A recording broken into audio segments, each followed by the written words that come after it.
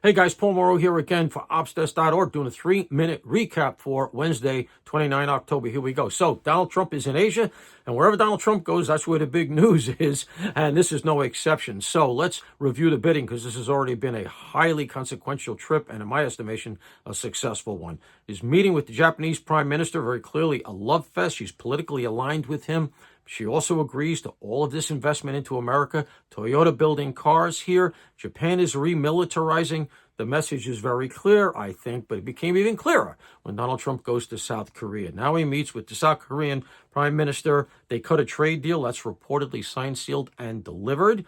He also agrees that South Korea can build a military submarine in America, specifically Philadelphia. That brings in jobs and investment and everything else, but what it also does is sends a very clear message to Chairman Xi of China, before Trump ever met with him, that South Korea is with us militarily also. And it's quite clear that that alliance is strong. That is us, Japan, and South Korea. And that's the background before Trump ever meets with Chairman Xi. And if anybody thinks that the Biden administration could have pulled this off, we're worried about Joe Biden being able to show up for meetings.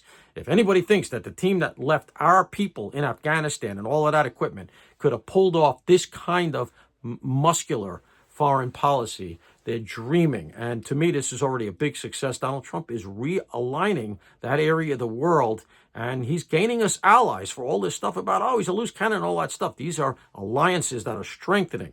Here's the deal. One of the things you're not hearing about is the fact that the tariffs are what are driving these trade deals, because the threat of the tariffs is what these countries want to get around. They want to cut a trade deal. And so Donald Trump is cutting individual deals. The problem is this. I don't think the tariffs are going to be found to be constitutional. I really don't. It's right in the Constitution that that power belongs to Congress.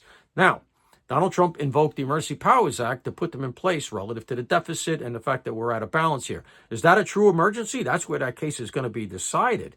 But a trade deal moots out the tariffs. If you have a trade deal, then that's a deal that both sides agreed to. And so the question of whether or not Trump can put the tariffs in becomes moot. But what happens to the money the countries paid between the imposition of the tariffs and the trade deal? That's why it's important to get the trade deals in fast, because that money is a little bit in limbo. Are we going to have to give that back? These countries are going to get lawyers in America and ask for that money back. I don't know where that goes.